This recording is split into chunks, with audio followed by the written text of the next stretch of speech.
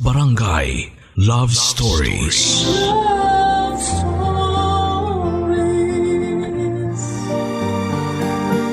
Mahirap sa atin na tanggapin ang isang bagay na hindi natin gusto una pa lang. Mahirap rin para sa atin na tumanggi dahil alam nating may mga taong maaapektuhan. Ikaw kapuso, napilitan ka na bang tumanggap ng isang bagay na labag sa iyong kalooban? Dear Papa Dudut, normal lang naman sa magulang na maggalit sa mga anak kapag may ginawang hindi maganda. Pero paano nga ba kung inaraw-araw na ang galit sa iyo ng iyong magulang nang hindi mo na alam kung ano ang nagawa mong masama? Ako nga pala si Leia, may revelasyong nangyari sa akin at sa pamilya ko. Ilang taon na ang nakakaraan. 20 anyos lamang ako noon at hindi ko napaghandaan ang katotohanan na naibuhos sa harapan ko. May kinalaman ito sa relasyon ko sa aking nanay na si Tina na noon ay 50 anyos lamang. Nakaedad din ng aking tatay Ferds. Ako lang ang naging anak nilang dalawa, Papa Dudut. Inakala ng mga nakakakilala sa amin na ibibigay sa akin lahat ng kailangan ko dahil nga sa solong anak lamang ako. Pero doon sila nagkamali. Lagi kong nararamdaman noon na may kulang lalo na sa pagtrato sa akin ng nanay ko. Lumaki akong may inggit sa ibang bata dahil nakita ko kung paano sila mahalin at alagaan ng mga nanay nila. Hindi ko kasi yun naranasan sa aking nanay. Kung meron mang pinaramdam sa akin si nanay, yun ay puro galit. Hindi ko maintindihan noon kung bakit mabigat ang dugo niya sa akin. Kung bakit mainit ang dugo niya sa sarili niyang anak. Hindi ako nagtangkang magtanong dahil baka mas lalong lumabo ang relasyon ko sa aking ina. Sa tuwing nakapaligid si nanay sa akin, lagi ako may takot na baka makakita siyang muli ng ikakagalit niya sa akin. Sinubukan ko namang lahat ng paraan para gumaan ang loob niya sa akin, Papa Dudut. Nag-aral ako ng mabuti para lagi akong nasa top 10 ng klase namin. Nag-ipon din ako mula sa mga allowance na nakukuha ko sa school bilang student assistant para may ibang regalo kay nanay kahit na walang okasyon. Ramdam ko kasi noon na mahilig sa regalo si nanay dahil nagliliwanag lagi ang mukha niya kapag may nagre-regalo sa kanya. Pero noong ako na ang gumawa noon ay parang minasama pa niya. Sinubukan ko rin siyang ipaganda para sa kanyang kaarawan at tulad ng dati ay hindi rin niya nagustuhan.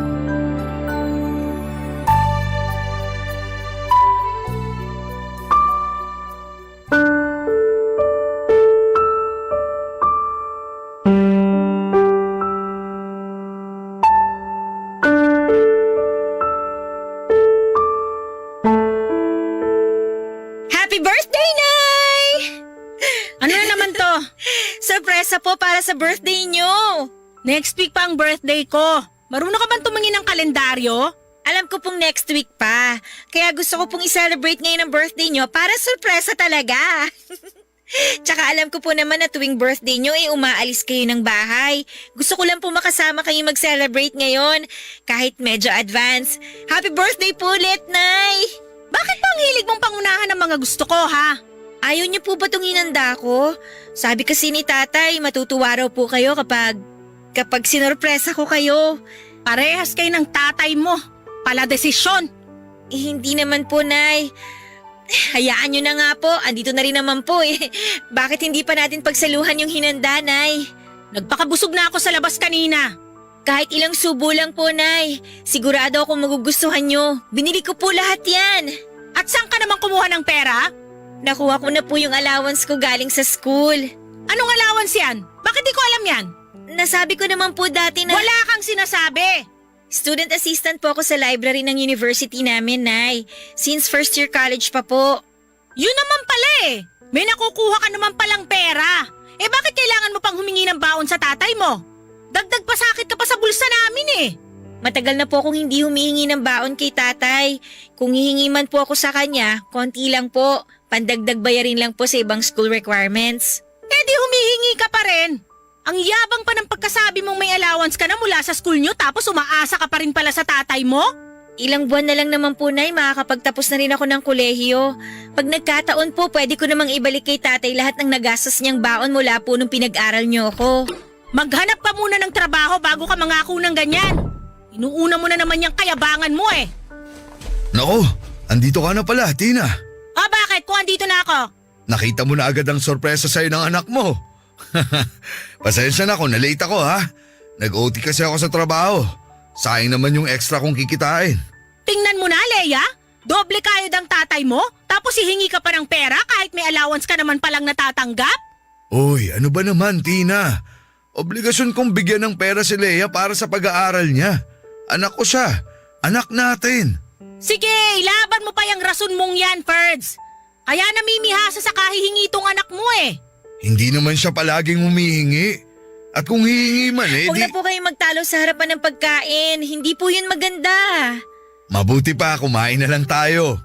Ayokong kumain. Bakit naman? Busog pa raw po si nanay eh. Sinabi ko bang sumagot ka para sa akin? Sorry po. Kahit konti lang. Para naman di masayang tong pinaghirapan ng anak mo. Sana kasi nagtatanong muna. Eh di hindi na surprise yun. Ikaw naman, Tina. Mukha ba akong nakikipagbiruan sa inyong mag-ama? O sige po, Nay. Kung ayaw niyo naman pong kumain, ayos lang po. Pwedeng bukas na lang natin ito pagsaluhan. O kung sakaling magutom naman po kayo mamaya, pwede ko kayong ipag-init. Tawagin niyo lang po ako sa kwarto ko, Nay. Sa wakas! May nasabi ka ring maganda ngayong araw. Magpasalamat ka naman kay Leia. Para saan? Sa effort niya na ipinaganda ka. Magpapasalamat lang ako kapag nagustuhan ko ang effort na gagawin niya para sa akin. Uy, Tina, ano ka ba naman? Huwag mo nga akong pilitin kung ayoko. Huwag na po kayong mag-away dahil lang dito. Kasalanan ko rin naman po. Masyado kong in-advance yung birthday ni nanay. Hayaan niyo po, Nay. Ililigpit ko na po ito. Magpahinga na po kayo. Pinalitan mo ba yung bedsheet namin ng tatay mo? Pati rin po yung tuwalya niyo, pinalitan ko na po, Nay. Pinlansya ko na rin po yung punda ng una niyo tulad ng lagi niyong bilin. Pumasok na sina nanay at tatay sa kwarto nila, Papa Dudut, habang ako naman ay naiwang nagliligpit ng mga hinanda ko. Tinanggal ko ang nakasabit na pinaprint kong tarpaulin para sa birthday ni nanay. Tinanggal ko na rin ang mga nakasabit na lobo. Plinano kong ipamigay yon sa mga kapitbahay naming bata. Tinakpan ko na rin ang mga pagkain at saka nilagay lahat sa ref. Hindi na rin ako nakakain dahil nawala na ako ng gana. Lalo na noong narinig kong nagtatalo ang mga magulang ko sa kwarto nila. Pinakinggan ko ang pagtatalo nila, Papa Dudut. Lahat yon ay tungkol sa inasta ni nanay sa sorpresa ko. Kalmadong pinarealize ni tatay kay nanay na pinaghirapan ko ang hinanda ko para sa kanya. Pinaglaban naman ni nanay na hindi niya ako inutusang gawin yon. Nagpakumbaba na lamang si tatay at sinabing matulog na lamang sila kesa mauwi pa sa kung saan ang pagtatalo nila. Nanatili lamang ako sa kusina at doon ay tahimik na umiyak dahil nasaktan ako sa mga narinig kong sinabi ni nanay. Biglang ang lumabas si tatay sa kwarto nila, Papa Dudut, at agad akong pinuntahan. Nagsorry si tatay para kay nanay. Sinabi ni tatay na baka pagod lamang si nanay. Nagbiro pa si tatay na baka raw ayaw lang ni nanay ng reminder na tumanda na siya kaya ayaw niyang mag-celebrate ng birthday. Pinalagpas kong muli ang pangyayaring yon, Papa Dudut. Nagsikap ako makatapos ng pag-aaral at hindi na humingi pa kahit piso kay tatay dahil madalas ngang nagpaparinig si nanay tungkol sa pagbibigay ni tatay ng baon sa akin. Umextra din po ako bilang tagalinis ng bahay ng mga kapitbahay namin para lamang pandagdag sa panggastos ko sa thesis ko. Nalagpasan ko naman yon lahat at sa wakas ay nakapagtapos na rin ako. Inasahan ko magiging proud na si nanay sa akin pero hindi pa rin. Hindi nga rin siya umattend ng graduation ko at tanging si tatay lamang ang kasama ko noon. Nakipag-inuman si nanay sa handaan para sa graduation ng anak ng kaibigan niya. nasaktan ako doon dahil mas inuna niyang makiselebrate sa pagtatapos ng ibang tao kaysa sa akin na anak niya mismo. Kahit ganoon ay hindi pa rin ako napagod na ipagsiksikan ng sarili ko kay nanay. Hinangad ko pa rin na mahalin niya ako. Kaya nagpursige naman akong makahanap kaagad ng trabaho after kong makapagtapos. Tay! Sumahod na po ako! Aba, talagang adulting na ang anak ko ah. O ano bang plano mo dyan sa unang sahod mo? Kayo po ba, Tay? Ano po bang ginawa niyo sa unang sahod niyo? Ano nga bang ginawa ko dun sa unang sahod ko? Binilan ko ng mga sapatos yung mga kapatid ko. Tapos nag-iwan lang ako ng allowance para sa sarili ko. Yung iba binigay ko na sa lola mo para may panggastos siya sa bahay. Bukod po sa allowance niyo, Tay, ano pang iniwan niyo para sa sarili niyo? Wala na eh. Yung allowance lang talaga. Alam mo namang ako lang ang inaasahan dati ng lola mo. Inuna ko sila syempre. Nung nakapagtapos na yung ibang kapatid ko, saka naman ako bumawi sa sarili ko. Ako kaya, wala naman po ako ibang kapatid para pagkagastusan eh. Kung meron ka mang kapatid ngayon, di rin naman kita uobligayang ibigay sa kanila ang sahod mo. Ako ang tatay. Ako ang bubuhay sa kanila. Pero gusto ko pa rin po makatulong sa inyo, Tay. Kaya nga sa unang sahod ko, bala ko sanang ibigay sa inyo ni nanay lahat. Magtitira na lang po ako para sa pamasahe ko at pangkain sa trabaho. Sapat naman ang sahod ko para sa atin ng nanay mo. Mas mabuti pang bumili ka muna nung pangarap mong bilhin nung nag-aaral ka pa lang, nung wala ka pang pera. Yan kasi yung gusto kong gawin nun sa unang sahod ko pero di ko nagawa. Wala naman po kasi ako naiisip na gusto kong bilhin eh. Lahat naman na kailangan ko dati, binigay nyo na. Kaya naisip kong hatiin na lang talaga sa inyo ni nanay itong sahod ko.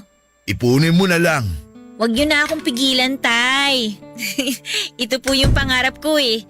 Yung ako naman po yung makatulong sa inyo. Ay bang magamay, nagpapalakasan ng boses? Nagkakwentuhan lang kami dito ni Leia.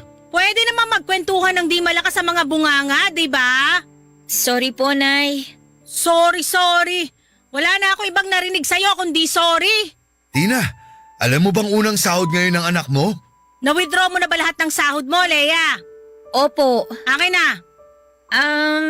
Hahatiin ko po muna sana, Nay, para sa inyong dalawa ni Tatay. Gaano ba kalaki ang sahod mo para kailangan pag-isipan pa ang paghahati? Ibabawas ko rin po kasi yung allowance ko. Magkano ba sinahod mo? 7K po. 7K lang?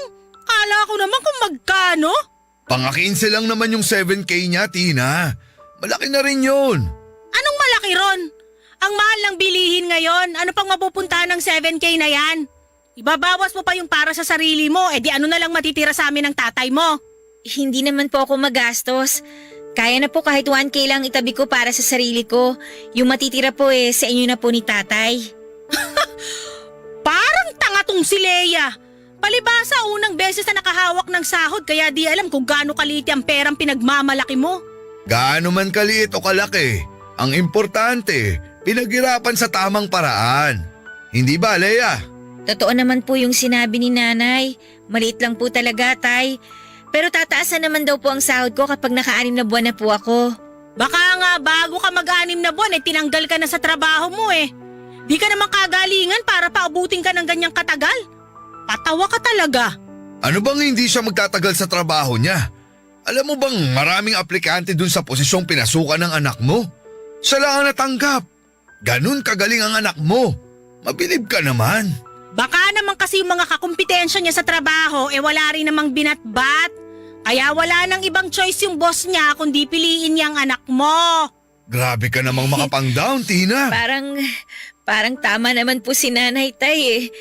Kasi yung mga aplikanteng nakasabayan ko parang hindi rin talaga magaling kahit konti. O tingnan mo na. Di lumabas din yung totoo. Wala lang ibang choice yung boss kundi piliin ka. Ay, Leia, anak, pwede bang bumili ka na muna ng merienda sa labas? Kahit anong magustuhan mo ron. Babayaran ko na lang mamaya. Sige po, Tay. Labas na po muna ako.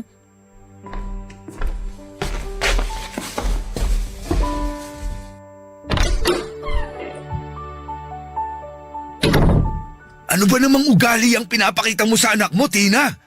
Grabe ka! Bakit? Masama na ba magsabi ng totoo ngayon? Pwedeng magsabi ng totoo nang di nakakasakit ng kapwa mo.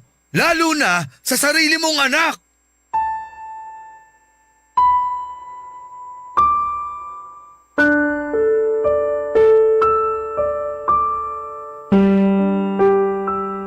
Narinig ko ang pagkatalo ni nanay at tatay mula sa labas ng bahay, Papa Dudut. Hindi ko na pinatapos ang away nila dahil nasaktan na ako sa mga naunang sinabi ni nanay. Kaya nagmadali akong lumayo sa bahay para lamang hindi na sila marinig pa. Binagalang ko ang paglalakad papunta sa tindahan. Ilang tindahang malapit ang nilagpasan ko dahil ayoko munang bumili ng merienda. Alam ko namang pinabili lamang ako ni tatay para lamang makausap niya si nanay tungkol sa akin. Kaya naman hindi ako nagmadali dahil alam kong kailangan nila ng oras para makapag-usap. Sa dulong tindahan na ako nakarating, Papa Dudut. Doon na ako bumili ng merienda pero after noon ay hindi pa rin ako umalis. Nagpaalam muna ako sa tendera kung pwedeng umupo lang doon sa upuang nasa gilid ng tindahan. At pumayag naman. Nang makaupo na ako ay saka ko naramdamang parang gusto kong umiyak, Papa Dudut. Sinubukan ko pang pigilan ang sarili ko pero hindi ko na rin kinaya pa. Mabuti na lamang at walang masyadong nagdaraang tao noon. Kaya nakaiyak ako ng malaya. Hindi ko noon alam kung paano aayusin ang sarili ko pabalik sa bahay dahil tiyak na makakahalata si tatay na umiyak ako. Pinilit kong ihinto ang pag-iyak ko dahil kailangan ko nang makabalik ng bahay dahil tumatawag na sa cellphone ko si tatay. Hindi ko na lamang muna yon sinagot at saka bumili ng isang bote ng mineral water sa may tindahan. Pinanghilamos ko yon para mabawasan ang pamumugto ng mga mata ko. Hinintay kong matuyo ang basa kong mukha saka ako nagpasyang umuwi na. Malakas pa rin ang kabog ng dibdib ko noon dahil baka galit pa rin sa akin si nanay. Umikot pa akong isang beses sa kabilang kanto para lamang mawala yung nararamdaman kong kaba. Noong pakiramdam ko ay ayos na ako ay saka ako umuwi, Papa Dudut. Doon ko nalaman na umalis si nanay, pinagtakpan pa ni tatay si nanay at sinabing may kailangang asikasuhin si nanay sa bahay ng kaibigan niya. Kunwari na lamang ay naniwala na lamang ako sa sinabi ni tatay kahit sa totoo lang ay alam ko naman ang totoong dahilan kung bakit umalis si nanay. Barangay Love Stories. Barangay Love Stories. Bumili din ako noon ng mga gamit sa bahay para maging komportable ang buhay ng mga magulang ko. Una kong binili noon ang washing machine para hindi na mahirapang maglaba si nanay ng mga damit niya. Sinurpresa ko siya noon ng isang semi-automatic na washing machine. Inasahan kong kahit konti ay magiging masaya siya. Yun nga lang ay hindi niya ginamit yon. Ako lang ang gumagamit noon sa bahay para labhan ang mga damit namin ni tatay. Sinubukan kong inganyohin si nanay na gamitin ang washing machine pero nagalit siya sa akin. Sinabi niyang maaksaya sa tubig at kuryente. Sinabi ko na ako naman ang magbabayad ng bills namin. Pero mas lalo siyang nagalit. Para raw pinamukha ko sa kanya ang kayabangan ko porket may trabaho na ako. Hindi na ako nakipagtalo pa dahil alam kong mas lalo lamang siyang magagalit sa akin. Kinagabihan ay may pumuntang kaibigan niya sa bahay para kunin ang washing machine na binili ko. Nalaman kong binenta ni nanay yon at kinuha niya ang perang pinagbentahan.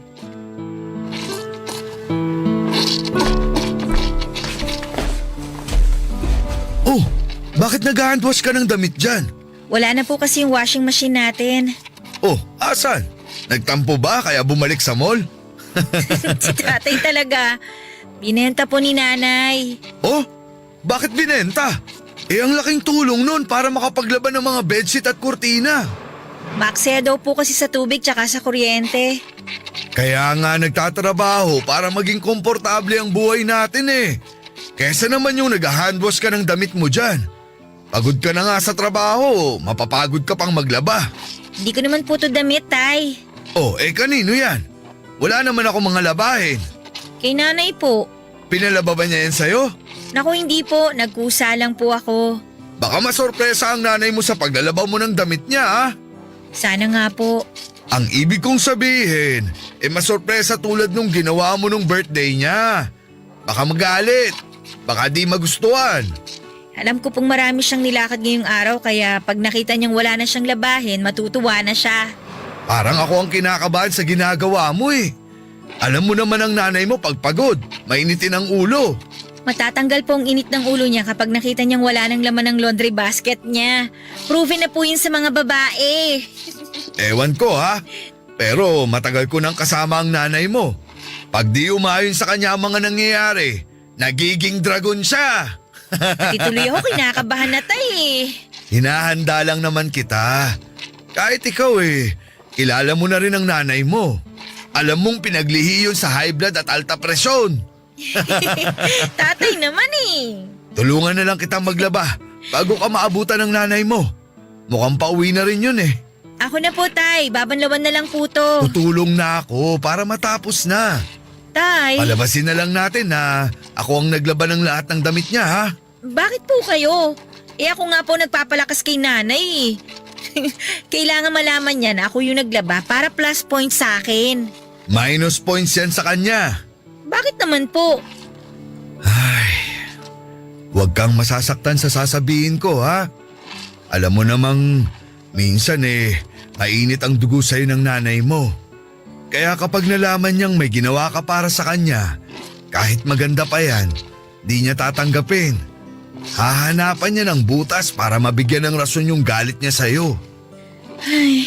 Gusto ko lang naman pong magkaayos na kami. Gusto ko na mahalin niya rin ako tulad ng pagmamahal niyo sa akin. Mahal ka naman ng nanay mo. Di nga lang siguro tugma yung pagmamahal na binibigay niya sa gusto mong matanggap. Siguro nga po. Balang araw, mauubos din ang galit ng nanay mo sa katawan niya. Maubos nga kaya? Parang siya yung nagsusupply ng galit sa mundo Ginawa mo pang supplier ang nanay mo. Umusog ka na nga doon para matulungan na kita sa paglalaba. Siguradong pauwi na rin ang nanay mo. Tay, Oh, bakit? namantsahan ko po yung puting blouse ni nanay. Ha? Sigurado ka? Baka naman dati pa yan. Ngayon lang po to, tay. Naihalo ko po yung isang puting blouse niya rito sa mga dikolor. Mareremedyohan natin yan. Huwag kang mag-alala.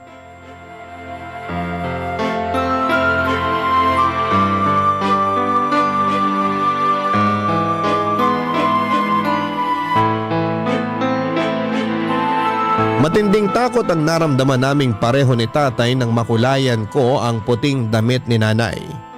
Sinubukan nga naming remedyohan yon, nag-check ako sa internet ng mga pwedeng home remedy. Sinubukan naming ibabad sa tubig na may suka at bleach pero hindi yon umepekto.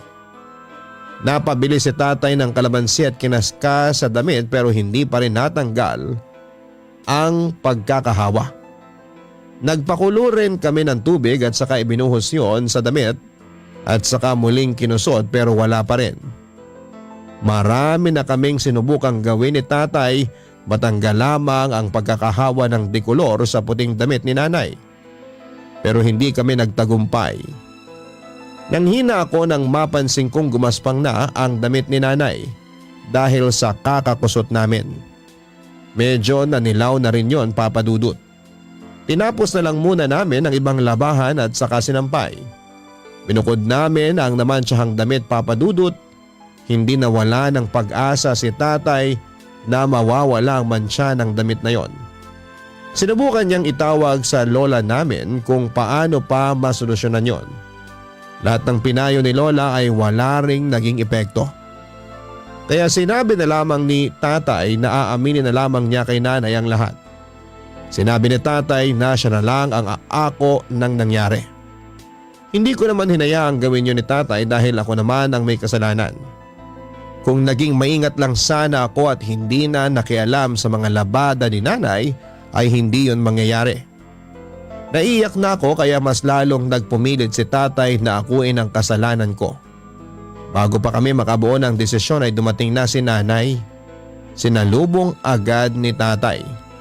Nakangiti naman si nanay at mukhang good mood siya kaya mas lumakas ang loob ni tatay na sabihin ang nangyari sa puting damit niya.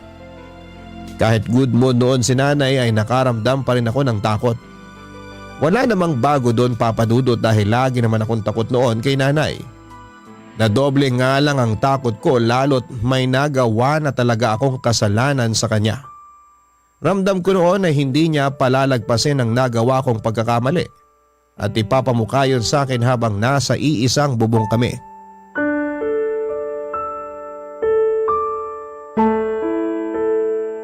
Kala ko di ka pa uuwi. Bakit? Ayaw mo ba ako umuwi? Hindi naman. Alam mo namang lagi lang talaga kitang hinahanap pag wala ka. Anong nakain mo? Bakit parang nagpapalakas ka sa akin? O baka naman may kailangan ka? Ako may kailangan. Ikaw lang sapat na. Baka naman may nagawa kang kasalanan sa akin? Parang ganun. Sabihin mo na habang masaya pa ako. Huwag mo nang patagalin at alam mo naman ang mood ko. Mabilis lang magbago. Mabuti na lang at sinabi mo yan. Anong nangyari? Hindi naman masyadong malaki yung kasalanan ko. Ano ang nangyari? Sinubukan ko kasing laban yung mga damit mo para di ka na maglaba pag uwi mo. Talaga? Ngayon mo lang ako pinaglaba ah? Kaya lang, may isang puting damit na naihalo sa mga dekolor kaya… Nay, ako po yung nakahalo ng puting damit niyo sa dekolor. Ako po yung naglaba, hindi po si tatay. Sorry po. Bakit mo pinakailaman ang mga damit ko? Masyado kang pabida eh! Wala rin naman po kasi akong ibang ginagawa kaya nilaban ko na yung mga damit ninyo. Gumawa lang naman ng maganda si Leia, Tina. Huwag niyo akong pagtulungan mag-ama ha? Hindi naman sa ganun. Aling damit ang naman tiyan? Yung puting… Puting blouse na may borda ng krus sa gilid? Yun nga po. Pakialamera! Tina, tama na yan! Bakit niyo po ako sinampal? Bakit? At bakit hindi? Para lang sa damit, mananakit ka na. Alam mo ba kung gaano kahalaga sa akin yung damit na yon? Bibili na lang ng bago. Di mo naman kailangang saktan ng anak mo. Sorry po, Nay. Papalitan ko na lang po sa sahod ko. Saan po ba nabibili yon para makakuha po ako kaagad? Magagalit ba ako na ganito kung madali lang makakuha ng kapalit nun? Sorry po. Bigay yun ng kapatid kong namatay! Siya ang nagburda ng krus doon! Sa tingin nyo, kaya nyong ibalik ang buhay ng kapatid ko para pagburdahin uli? Sige nga! Hindi ko po alam na galing yun sa kapatid niyo, Nay. Sorry po. Alam ko po. Kung hindi ka kasi nakialam, walang masisira! Parang ako ko na. Tumigil ka! Hindi ka talaga madadala hanggat hindi ka nakakatikim sa akin eh! Wala nang magagawa ang sorry mo! Hoy, Tina! Nay, tama na po. Tama na sabi! Tina, ano ba? Kahit mamatay ka pa, hindi mo mababayaran ang nasira mo! Sabing tumigil ka na! Tay, tama na po. Nakakapagod nang makita na kinakawawa mo si Leia.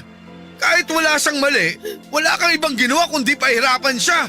At ako, hindi ba niya ako pinahirapan? Mula nung pinanganak siya, nasira na ang buhay ko! Nay! Huwag mo akong hawakan! Sana namatay ka na lang! Peste ka! Magsama kayong mag-ama! Ha! Tina! Nay!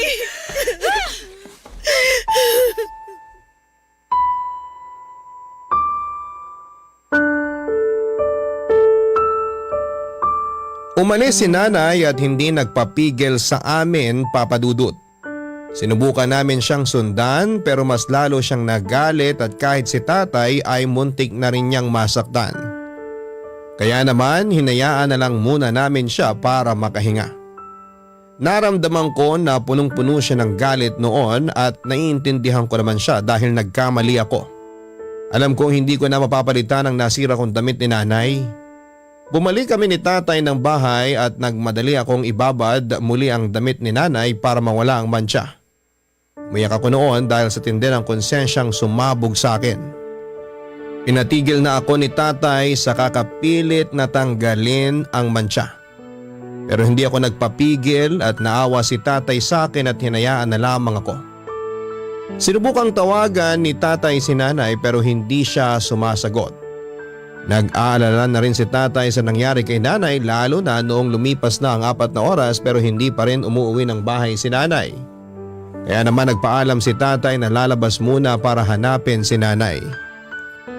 Gusto ko noon na tulungan si tatay na hanapin si nanay pero hindi na ako sumama para subukang remedyohan pa ang damit ni nanay. Naiwan ako mag-isa sa bahay habang hawak noon ang puting damit ni nanay. Alam kong wala na yung pag-asa pang maayos tulad ng relasyon ko kay nanay. Pero hindi ko pa rin yun sinukuan. Hindi ako nagpahinga hanggat alam kong hindi pa kumukupas ang mantsa sa damit na yon. Inaplos ko ang krus na nakaborda sa damit ni nanay Papa Dudut. Nakita kong luma na talaga ang pagkakaborda ng damit na yon.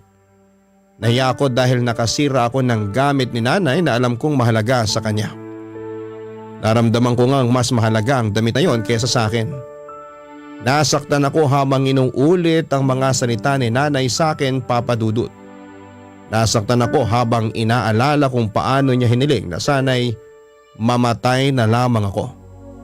Alam kong mahalaga sa kanya ang damit na yon pero gaano ba kalaki ang pagpapahalaga niya sa damit na yon para hilingin na mamatay ang sarili niyang anak.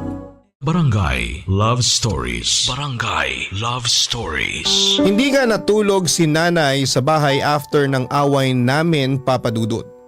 Hindi na rin sinagot ang mga text at tawag namin. Hindi na nga rin nakatulog si tatay sa pag-aalala. Nasa kwarto lamang ako noon at hindi ko rin kayang harapin si tatay dahil nakukonsensya ako. Nakukonsensya ako noon dahil pakiramdam ko ay kasalanan ko ang lahat ng nangyari. Kahit na nakahiga ay hindi pa rin ako makatulog dahil nagwo-worry na rin ako kay nanay. Napabangon na lamang ako bandang madaling araw at lumabas ako ng kwarto at doon ay naabutan ko si tatay na nagkakape habang nakatitig lamang sa kanyang cellphone. Hindi nga niya napansin na lumabas na ako ng kwarto. Baka sa mukha niya ang labis na pag-aalala kay nanay kahit na hindi niya noon sabihin sa akin. Nagtungo ako sa kusina para magtimpla rin ng kape para sabayan siya. Doon niya lang napansin na nasa paligid lamang ako kaya naman sinundan niya ako sa kusina. Nagpatimpla na rin siya ng kape at saka nagpakuha ng malamig na tubig.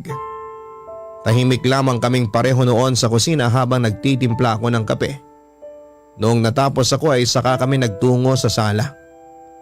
Hindi namin napag-usapan si nanay ng ilang saglit dahil naghihintayan kami kung sino ang unang mag-o-open ng tungkol sa kanya at sa mga nangyari.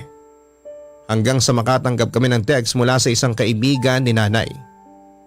Sinabi niyang kasama niya si nanay pero huwag daw naming babanggitin kay nanay na alam na namin. Nakainom daw si nanay noong nagtungo sa bahay ng kaibigan niya. Kaya pinatuloy muna doon pansamantala. Nakiusap ang kaibigan ni nanay kung pwedeng sunduin na lamang bukas ng umaga dahil lalabas daw silang pamilya. Naramdaman namin na nanggugulo na naman si nanay doon tulad ng ginawa niya. May ilang taon na ang nakakaraan. Kahit papaano ay napanatag naman kaming pareho ni tatay. Inubos lang namin ang aming mga kape at saka nagpahinga na para masundo na si nanay kinabukasan. Nagbalik na kami sa kanya-kanyang kwarto at nahiga na. Pero kahit na sinundan ko nang ipahinga ang pagod kong mga mata, ay hindi ko pa rin magawang makatulog dahil nag-aalala pa rin ako kay nanay. 7:00 na ng umaga nang katukin ako ni tatay sa kwarto para magpasama na sa akin na sunduin si nanay. Hindi na kami nakapagbihis pa dahil nagmamadali na kaming masundo si nanay bago pa siya makatunog. Napupuntahan namin siya.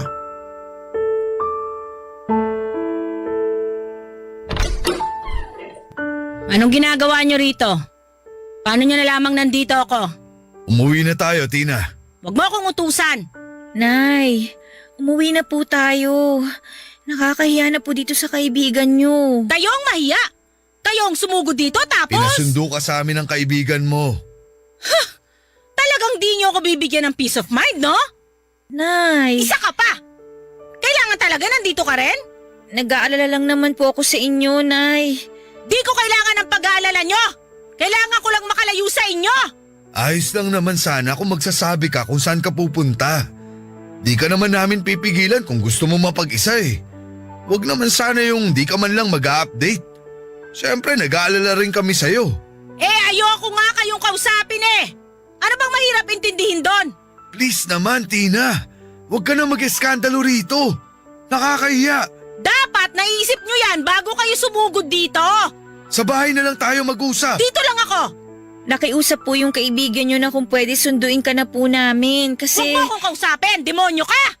Kala mo ayos na tayo? uwi na po tayo, Nay.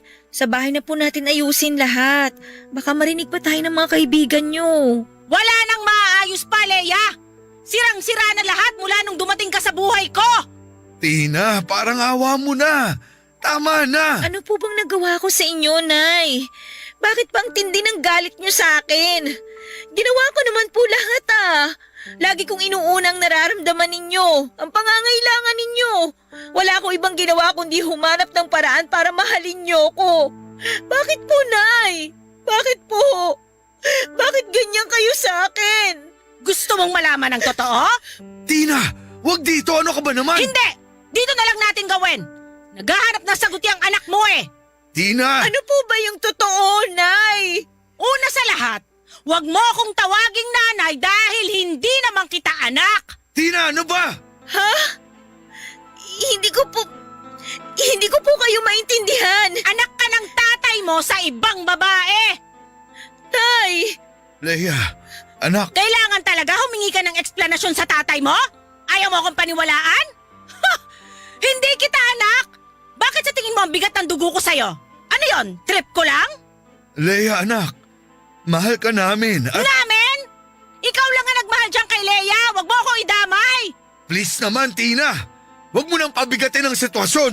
Ako ba nagpapabigat ngayon ng sitwasyon? Ako ba nagloko? Ako ba nakabuntis ng ibang babae? Ako ba nag-uwi ng anak sa ibang tao? Di ba ikaw lahat ang gumawa nun? Paano ako nagpapabigat ng sitwasyon, Haffords? Bakit ako? Nay! Pingi ka ba? Kakasabi ko lang sa'yo na di ako ang nanay mo, di ba? Yung nanay mong haliparot, iniwan ka sa tatay mo dahil ayaw sa'yo. Ako ba kaya? Hindi ka ba talaga titigil, Tina? Kayo ang tumigil sa pagbibigay ng stress sa akin! Walis na kayo!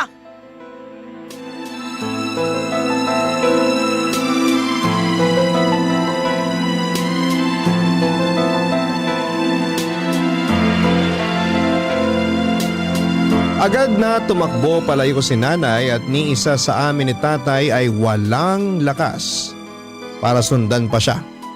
Hindi makatingin si tatay sa akin habang ako naman ay pilit na pinoproseso ang mga sinasabi ni nanay. Hindi na rin kinontak pang muli ni tatay si nanay. Pinagbigyan niya ang gusto ni nanay na mapag-isa. Inaya na ako ni tatay na umuwi na parang walang nangyari. Hindi ko rin alam ang eksaktong mararamdaman ko kay tatay matapos kong malaman na anak niya ako sa ibang babae. May mga narinig na akong ganito noong bata pa ako at madalas kong maramdaman na niloloko ako ng mga kalaro ko at ng mga pinsang ko na ampun lang daw ako. Inakala kong panunukso lamang yon dahil gano'n naman talaga ang tuksuhan ng mga bata pero totoo pala. Noong nakauwi na kami agad na nagpunta sa kusina si tatay para ipagtimpla ako ng kape. Naya niya akong samahan siyang maupo sa may sala.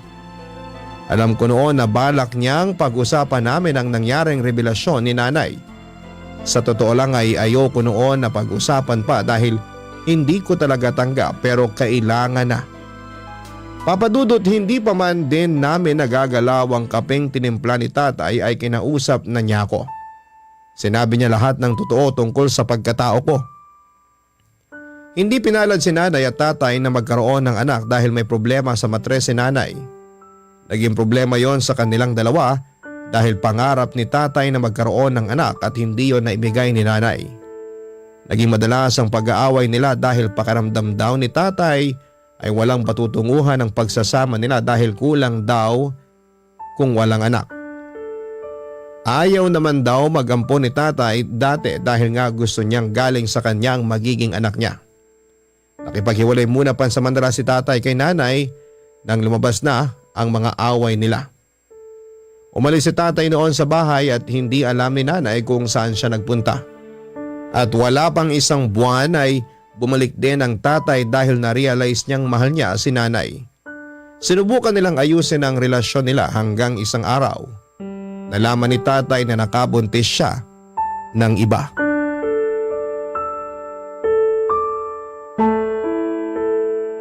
Marisol ang pangalan ng totoo mong nanay.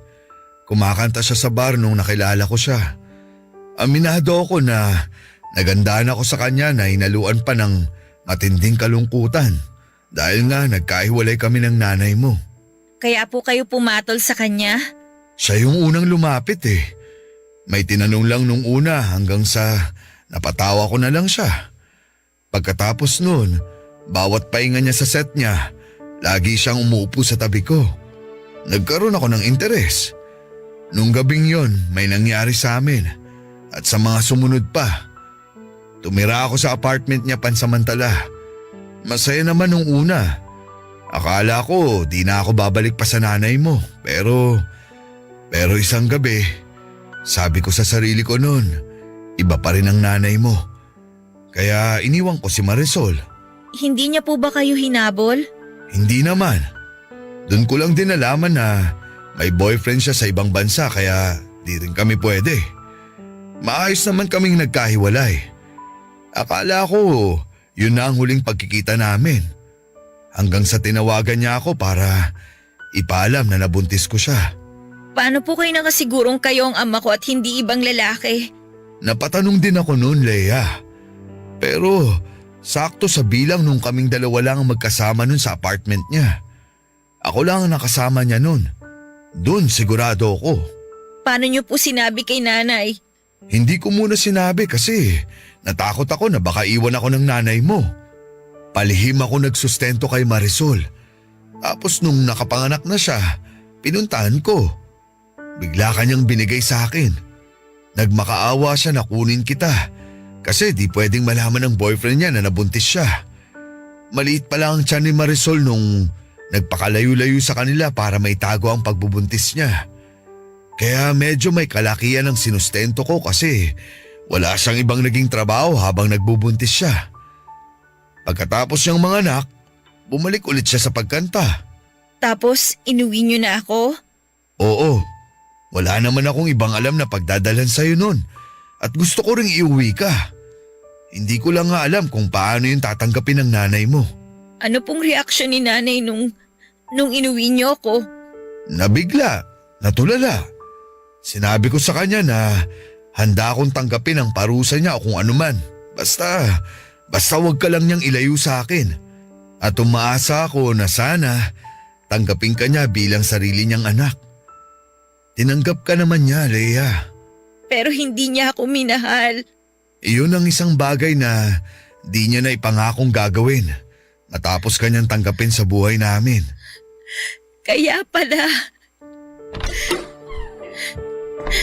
Nay?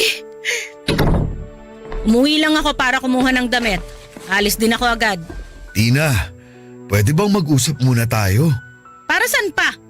Tay, pwede bang kami muna ni nanay ang mag-usap? Ayos lang po ba? Ay, sige. Iiwan ko muna kayong dalawa.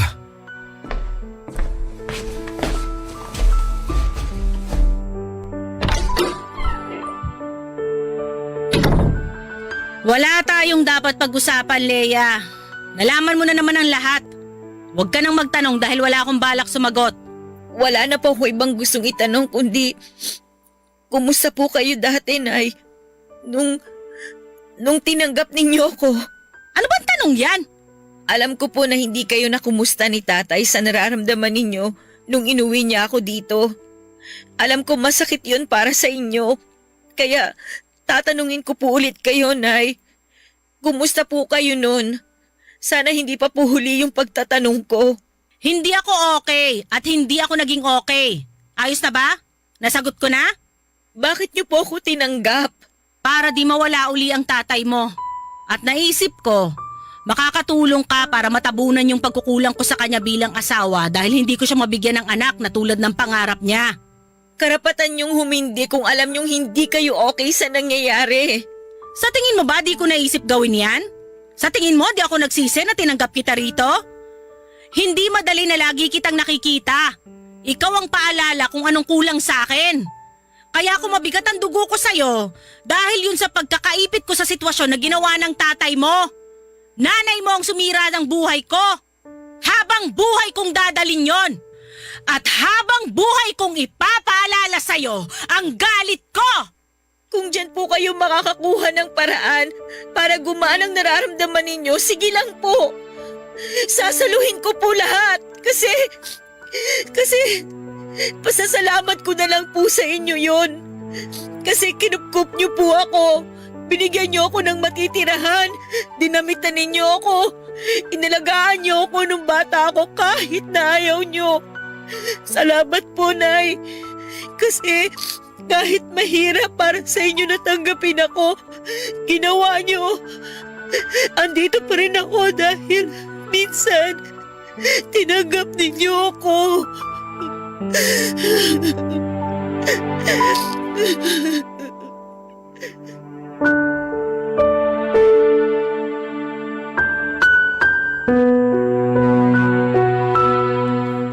Naiyak na lamang ako habang binibigkas ang nararamdaman ko kay nanay.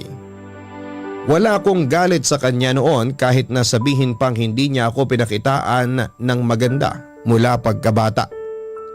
Mula noong malaman ko ang totoo, lumaki ang simpatya ko sa kanya dahil hindi biro ang ginawa niyang pagtanggap sa akin. Kaya wala akong karapatan para magtanim ng galit sa kanya dahil tao lamang siya. Tao lamang siya na minsan ay pinagtaksilan dahil sa kakulangan. At ayoko noon na iparamdam ulit yon sa kanya at nagpasalamat ako ng paulit-ulit dahil yun lang ang nakita kong paraan para maiparamdam sa kanya na malaking bagay ang ginawa niyang pagtanggap sa akin. Inasahan kong magagalit siya, magwawala o di naman kaya ay muli akong sasaktan. Pero nagulat na lamang ako na bigla niya akong niyakap at umiyak. Humingi siya ng tawad sa mga pagpapahirap niya sa akin. Hiningi niya rin ang tawad sa mga pagkukulang niya sa akin bilang isang ina. Sa unang pagkakataon, Papadudot, ay pinaramdam niya sa akin na siya ang nanay ko. Hindi man ako nanggaling sa kanya pero sinabi niyang anak pa rin niya ako. Hindi man daw niya na ipakita ng tama pero mahal daw niya ako. Naunahan lamang daw siya ng galit at hindi niya nabitawan agad ang puot. Sa ngayon ay sinusubukan pa rin naming ayusin ang relasyon naming mag-ina. Nakatulong din ang paglapit muli ni tatay para pag-usapan nila mag-asawa ang sinubukan nilang talikuran noon. Nagkaroon ng closure si nanay mula sa sakit na dinala ni tatay sa kanya. Yun lang naman ang kailangan ni nanay. Yung malaman ni tatay na nasaktan siya at minsan hindi siya naging okay sa mga nangyari. At mula noon ay mas lalo pang naging matibay ang relasyon nila dahil napag-usapan nila kung anuman yung mga bagay na nakasira sa kanila noon. Hindi sila natakot na harapin ang nakaraan nila dahil alam nilang kaya na nilang isara yon nang hindi nanghihinayang sa mga tanong na hindi nasasagot, Papadudot. Wala na rin akong balak pang alamin kung nasaan man ang tunay kong nanay. Malaki pa rin naman ang pasasalamat ko sa kanya kung nasaan man siya, pero para sa akin ang nakagisnang kong nanay ko na lamang ang mahalaga ngayon. Kung sakali mang balang araw ay mag-cruise ang aming landas ay hindi ko naman ipagkakait sa kanya ang mayakap siya at mapatawad. Hanggang dito na lamang po ang aking liham. Ang inyong kabarangay forever, Leia. Barangay Love Stories.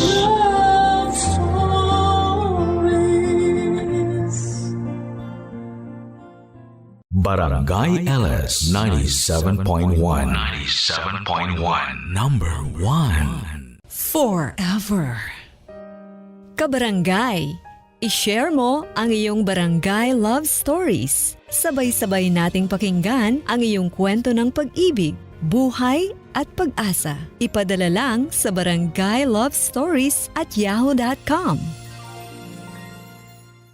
Ang mga kwento ng pag-ibig, kwento ng buhay at kwento ng pag-asa dito sa Barangay Love Stories.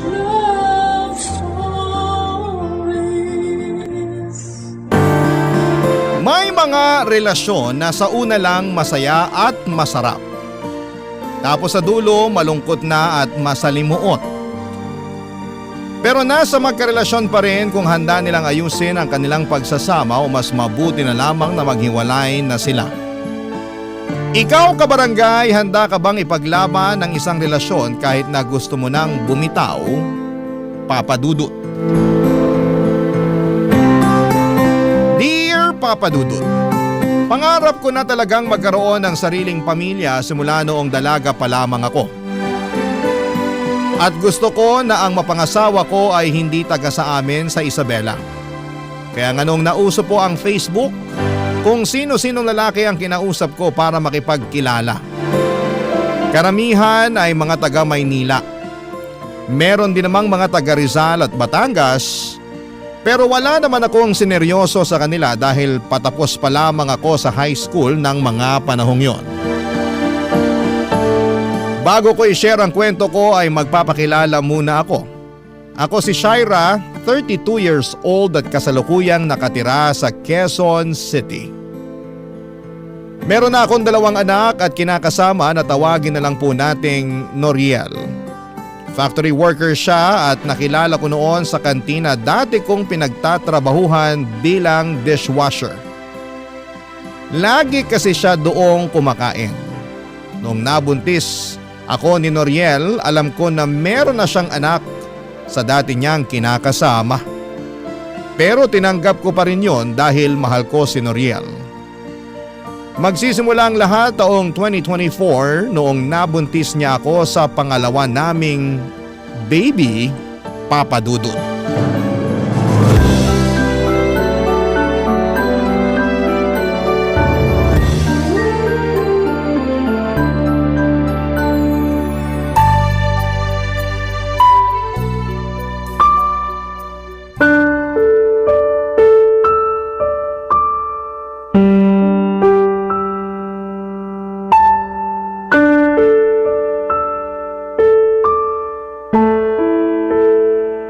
Kamusta?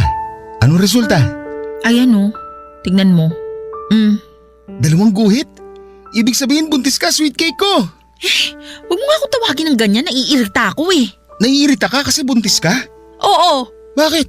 Blessing kaya yan. blessing nga pero kapapanganak ko pa lang, di ba? 3 buwan pa lang yung panganay natin tapos nabuntis mo na naman ako.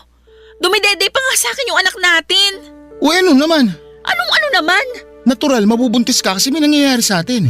Oo nga, pero sabi ko 'di ba, ayoko pang magka-baby tayo. Labo mo naman eh. Di mo kasi naiintindihan. Lalo hindi ikaw ang nagbubuntis. Hindi talaga, dahil trabaho niyo mga babae ang magbuntis. Di ka na talaga naawa sa akin, no? Alam mong hirap na hirap ako nun sa pagbubuntis sa panganay natin. Tapos binuntis mo na naman ako. 3 buwan pa lang walang nangyayari sa atin, tapos init na init ka na dyan. Ilang beses ko nang nasabi na hindi pa ako handa. Na ayoko pa. Lalo pa dumidede pa yung panganay natin pero hindi mo ako pinakinggan. Tinuloy mo pa rin. Ginalaw mo pa rin ako kahit labag sa loob ko. Pinagbigyan kita pero nakiusap ako na wag mo akong bubuntisin pero hindi ka nag-ingat. Hindi ko nakasalanan yun. Sana uminom ka ng pills para hindi ka mabuntis. Tapos ako ngayon sisisihin mo. Ayos ka rin talaga eh. Uminom naman ako pero ang daming komplikasyon sa akin. Diba sabi ko naman sa'yo yun? Grabe ang sakit ng ulo ko, kulang na lang iuntog ko sa pader para lang mawala. Hirap pa ako makatulog sa gabi at kung ano-ano pang pangit na bagay yung mga naiisip ko. Dagdagan mo pa yung puyat sa pag-aalaga sa anak natin at mga gawaing bahay. Inggit na inggit nga ako sa'yo kasi palagi na lang mahimbing ang tulog mo sa gabi. Tapos ikaw pa ang galit pag iniistorbo ko ang tulog mo dahil lang gusto kong magpatulong sa pag-aasikaso sa baby natin. May trabaho pa kasi ako kinabukasan nun. Ikaw kaya pumasok na puyat, sige nga. Di mo kasi alam na bantay sarado kami ng bisor namin. Bawal aantok-antok sa production. Kaunting mali mo lang, siba ka. At yun ang iniiwasan ko dahil kawawa tayo. Sana naisip mo man lang yun. Lagi kong iniisip ang kapakanan mo, kung anong mararamdaman mo. Pero ako ba? Ako ba? Kahit konti, iniisip mo rin? Ano bang klaseng tanong yan? Sagutin mo na lang! Malamang oo. Kaya nga ako nagsisikap sa pagtatrabaho para sa'yo at sa anak natin.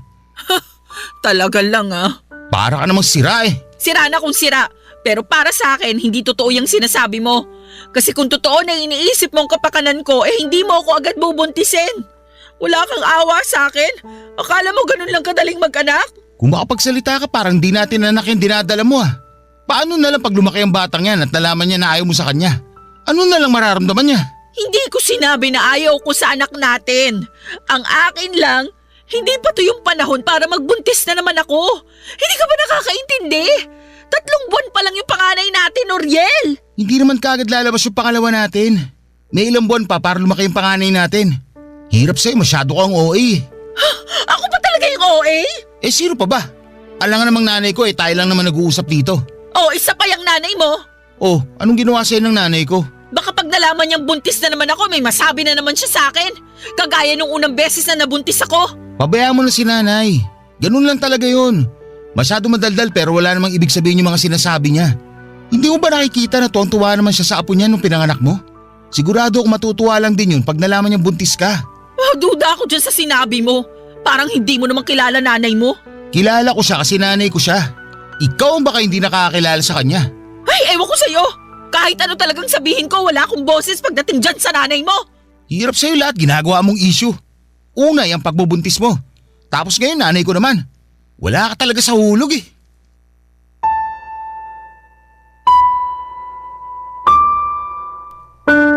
Papadudo 2023 nang nagkakilala kami ni Noriel. Noong taon ding yon ay nabuntis niya ako sa panganay namin kaya nagsama kami sa iisang bubong. Bale, tumira kami sa bahay nila sa Quezon City kasama ang nanay niya. Pero bago yung taong 2016 nang kinuha ko ng tiyahing kong tagaluto sa naturang kantin kung saan kami nagkakilala ng kinakasama ko.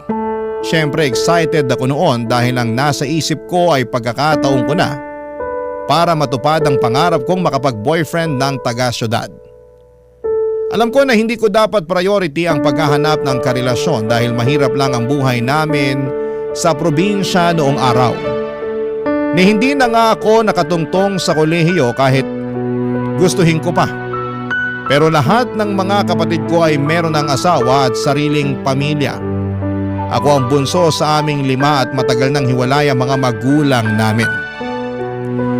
Laking lola kami pero namatay na rin siya noong 2016 kaya nga tuwang-tuwa ako nang papuntahin ako sa Maynila ng tiyahin ko para magtrabaho dito.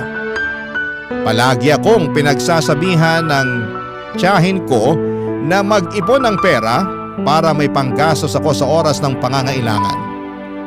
Pero hindi ko yon masyadong iniintindi, Papa Dudut. Noong naranasan ko na kasing sumweldo ay naging magastos po ako. Tapos kung sino-sino pa ang dinedate kong lalaki na nakikilala ko lamang online.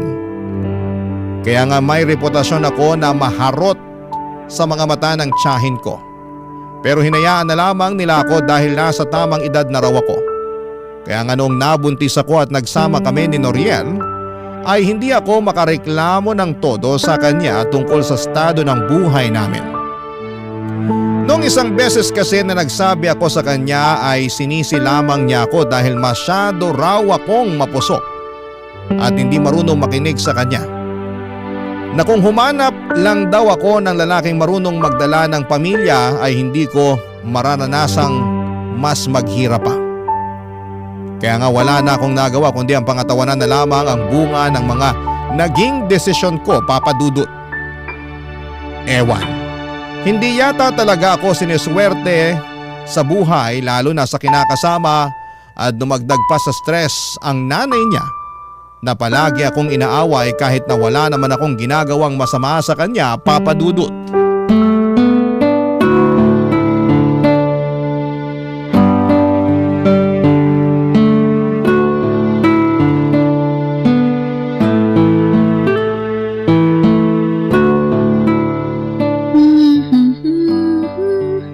Wow! Ang cute naman ng damit ng baby niya. Kaninong baby niya? Kayo po pala, Nay. Oh, ako nga. Bakit kumakaano ka naman dyan Akala mo nakakita ka ng maligno. Hindi naman po sa ganon. Nagulat lang po talaga ako sa pagdating nyo. Paano hindi ka magugulat? Tutok na tutok ka dyan sa cellphone. Kulang na lang idikit mo yung mga mata mo dyan. Sobra naman po kayo. Ako pa ang sobra. Kanina ko pa napapansin na babad ka dyan sa cellphone mo Kumakaasta ka, akala mo wala kang inaalaga ang anak ka. Ngayon lang naman po ako nag-cellphone. Yung anak ko naman po natutulog sa duyan sa kwarto. Hindi ko naman po sinara ang pinto para tanaw ko at mabilis kong mapuntahan. Lumabas lang po ako ng kwarto saglit para kumuha ng tubig na maiinom sa ref. Tapos nag-cellphone ka na dyan bigla. Nag-chat din po kasi yung tiyahin ko. Kinukumusta ako kaya nireplyan ko lang. Nag-chat daw. Maniwala sa'yo. Ay kung gusto niyo tingnan niyo po po tong cellphone ko, kausap ko po yung tiyahin ko. Oo na. Pero may pasabi-sabi ka pa dyan na cute ng damit ng baby. Pinag-uusapan niyo rin ba ng tita mo yun? Ay, yun po ba?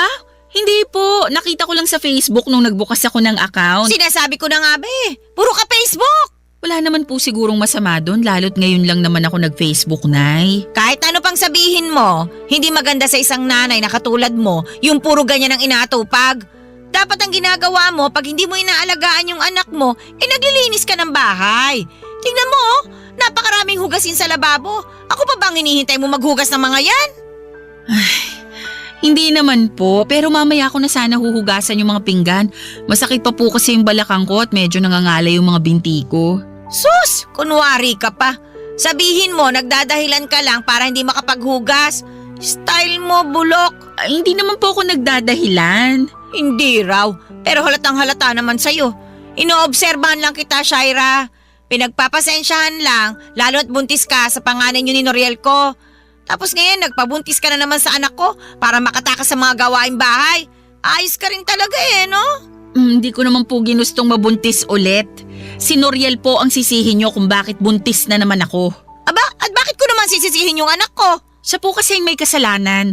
Sa totoo lang, ayoko nga po munang sundan yung panganay namin lalo't 3 buwan pa lang siya. Kaya lang masyadong mainit si Noriel. Tapos nagtatampo pag hindi ko pinagbigyan. Malamang! May pangangailangan yung anak ko. Alam ka naman sa ibang babae niya hingin yung pangangailangan niya kasi ayaw mo siyang pagbigyan. Hindi naman po sa ganun pero nag-usap naman kami na hindi pa ako handa.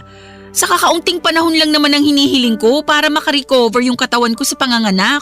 Pero hindi naman siya nakinig. Ganyan talaga ang mga lalaki. Kaya nga dapat handa ka ano man ang mangyari. Tsaka kasalanan mo rin naman May iniinom kang pills, di ba? Meron po pero tinigilan ko na bago pa may mangyari sa amin ni Noriel. Oh, ayan, hindi namin mo rin.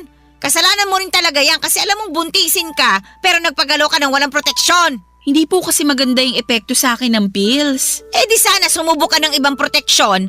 Hindi lang naman pills ang pwede mong gamitin para hindi ka mabuntis Alam ko naman po kaso nakakatakot Natatakot ka naman saan? Sa pwedeng maging epekto nun sa katawan ko. Marami po kasi ako nababasa na horror story sa Facebook na galing din sa kapwa ko nanay tungkol sa mga contraceptive na gamit nila. Bakit ako nun? Wala naman nangyari sa akin nung nagpaturok ako Hirap kasi sa'yo masyado ko mapaniwalain sa mga nababasa mo sa Facebook. Iba-ibang katawan ng mga babae. Tsaka kung pumalpak yung unang ginamit mo, di magpalit ka ng iba. Subok lang ng subok hanggang mahanap mo yung hiyang sayo. Ganon yon. Papadudod simula pa lang noong tumungtong ang mga paako sa bahay ni na Noriel ay pinagtaasan na talaga ako ng kilay ng nanay niya. Buntis na kasi ako noon nang dinala ako sa bahay nila at pinakilala ako ng kinakasama ko sa kanyang nanay. Sinabi lang sa akin ni Noriel na may pagkamasungit ang nanay niya pero kuhanin ko na lang daw ang loob para magkasundo kami. Siyempre ang gusto ko ay magkaroon ng maayos na relasyon sa nanay ng kinakasama ko. Pero kahit na anong subok ko sa simula pa lamang ay mukhang ayaw talaga sa akin ang nanay ni Noriel. Madalas niya akong angilan na parang isang dragon na anumang sandali ay bubuga ng apoy.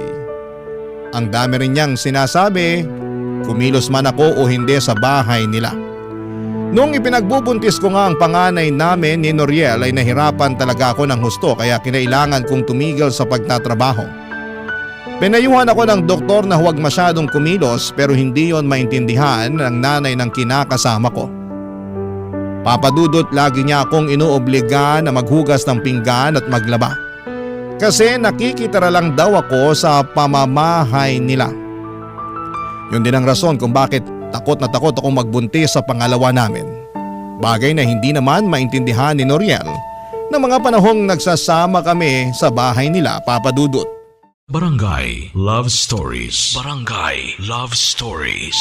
Papadudot, may 6 na taong gulang na na anak si Noriel sa dati niyang kinakasama na sinusuportahan din niya ng mga panahong yon.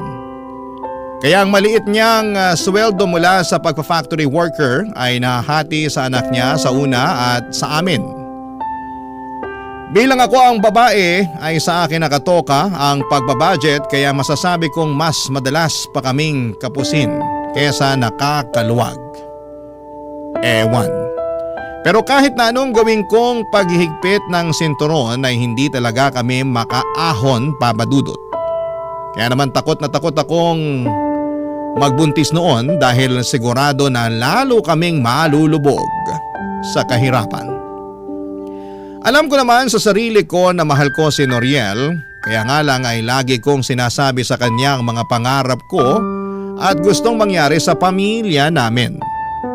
Nagkasundo pa nga kami na kapag malaki-laki na ang panganay namin ay babalik na ako sa pagtatrabaho para makatulong sa kanya. Kaso'y nabuntis niya ulit ako nang wala sa oras. At kailangan na lang naming pangatawanan ang magiging baby namin habang nagpapatuloy sa buhay papadudot.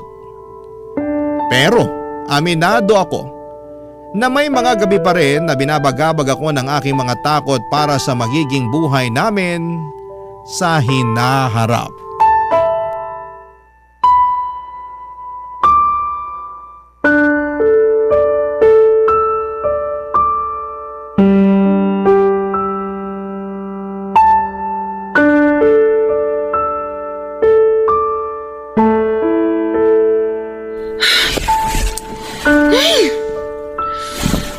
Ano ba yan? Kanina ko pa naririnig yung pagbubuntong hininga mo ah. Kita mo natutulog na yung tao eh. Sana all natutulog. Ako rito hindi pa eh. Kasalanan ko ba yon? Pikit mo ang mga mata mo. Kung ganun lang kadali yon, sana kanina pa ako tulog. Ano ba kasing problema mo? Ikaw ang problema ko. Lagi ka na lang nagagalit sa akin tuwing gusto ko magsabi sa'yo ng nararamdaman ko. Feeling ko tuloy wala ka ng pakialam sa akin. Gabing-gabi na nagdadrama ka pa eh. Patulog na nga yung tao oh. Saka saan na naman galing yung pinagsasabi mo? Sa akin lang. Naisip ko lang kasi yun yung pakiramdam ko. Shaira naman eh. Ayoko ng away. Pagod ako. Pagod din naman ako ah. Paano ko napagod eh? Nandito ka lang naman sa bahay natin. Baka nakakalimutan mo na buntis ako tapos nag-aalaga pa ako ng anak natin, Noriel. Kung makapagsalita ka dyan, akala mo madali rin ginagawa ko ah. Ay nako, nagre-reklamo ka na naman eh. Hindi ako nagre-reklamo. O ba't ganyan tono mo? Malapit ko na tuloy isipin na hindi ka na masaya sa pamilya natin. Talaga? Nakuha mo pang isipin yun kung sakali? Oo, mahal ko kayo ng anak natin. Pati na rin itong baby na nasa tiyan ko pero hindi ko lang mapigilang mapaisip kung meron ka ba talagang pangarap para sa amin. Ano na naman ba yan? May plano ka ba talagang ibukod kami ng mga bata? Ano? Alam mo kung anong sinasabi ko? Hindi ko alam. Ewan ko sa'yo. Ng bahay, Noriel. Hindi ba nangako ka sa akin noon? Pag nakaluwag-luwag tayo, ibubukod mo kami ng anak mo. Gusto ko lang malaman kung may bala ka pa rin na to pa rin yung pinangako mo sa akin noon. Sa totoo lang, parang malabo na yan. Lalo na ikaw may sabi pag nakaluwag-luwag tayo. Sa panahon ngayon, mas madalas pa tayong gipit kaysa nakakaluwag-luwag. Kaya paano ko pa matutupad yung pangako ko sa'yo na mabubukod ko kayo? Sa kami paparating tayong baby. Di ba dapat mas unahin ko yung anak natin kaysa sa kung ano-ano mga naiisip mo? Pero di ba kapag nagsasama na ang babae at lalaki, bumubukod na sila? Para lang sa may mga pera yun. Saka, bakit ba gusto mong bumukod hindi naman tayo pinapalayas ni nanay dito? Hindi nga, pero bahay niya pa rin to. Dapat meron tayong sariling bahay lalo't lumalaki na ang pamilya natin. Sa panahon ngayon ang mamahal ng mga bilihin, paano pa kaya ang renta? Sige nga, gusto mo yatang mamulubi tayo at sa kalsada na lang tumira eh. Hindi naman siguro tayo aabot sa ganun. Aabot tayo sa ganun pag hindi ka pa nanahimik dyan. Masyado kong maraming gusto hindi pa nga tayo umaasenso. Kasalanan mo naman eh. Nag-uusap na tayo noon. Maayos na yung plano natin na pag lumaki-laki ang panganay natin, tutulong ako sa pagtatrabaho para makaipon tayo. Kaso, masyado ka mainit sa kama. Ayan tuloy, nabuntis mo na naman ako. Hindi pa nga natin natutupad yung usapan natin na mag-iipon pero pakiramdam ko back to zero na naman tayo. Kawawa naman sa'yo anak natin dyan sa tiyan mo eh. Hindi pa nga pinapanganak, palagi mo na sinisisi. Hindi ko sinisisi ang anak natin. Ikaw ang sinisisi ko. Ay talaga naman. Kaunti na lang, malapit na ako mapikon sa'yo. Lagi ka namang napipikon sa akin eh, bago pa ba yun? Hirap sa'yo, masyado ka emosyonal.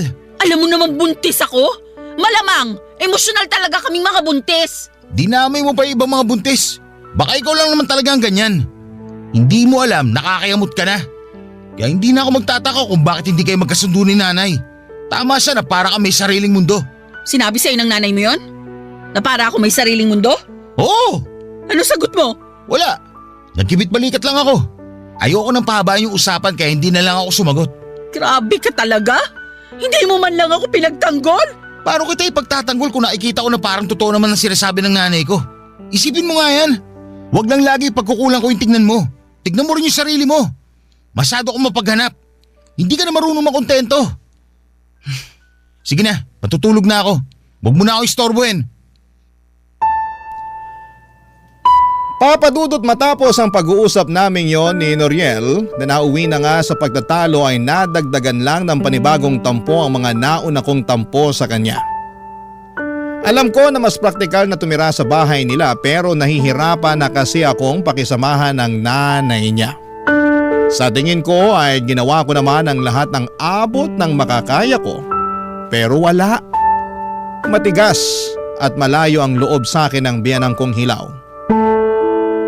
Simula noon ay hindi na ako nagsabi ng saloobin kay Noriel dahil siguradong hindi na naman niya ako pakikinggan. O baka nga sisihin niya ulit ako at sabihing masyado akong mareklamo at ako talaga ang hindi marunong makisama sa amin ng nanay niya. Pakiramdam ko, Papa Dudut, ay wala akong karapatan na magsabi ng feelings ko. Kaya naman tinuong ko na lamang sa pagsali sa mga online group sa Facebook ng mga kapwa ko nanay at may kinakasama ang paglalabas ng mga hinaing ko sa buhay at sa relasyon namin ni Noriel. Bali ang ginagawa ko ay nagpo-post ako ng aking mga problema sa grupo na sinalihan ko at marami namang nagkokomento para magbigay sa akin ng pagpapayo. Hanggang sa may napansin akong isang Facebook account na paulit-ulit na nagko-comment sa mga post ko. Hindi nagtagal ay nag-chat sa akin ang naturang account para makipagkaibigan. Akala ko ay kapwa ko rin siya nanay kaya inaccept ko ang friend request niya sa akin sa Facebook. Pero makalipas ang ilang araw ng pag-uusap namin ay inamin niya na isa siyang lalaki, Papa Dudut.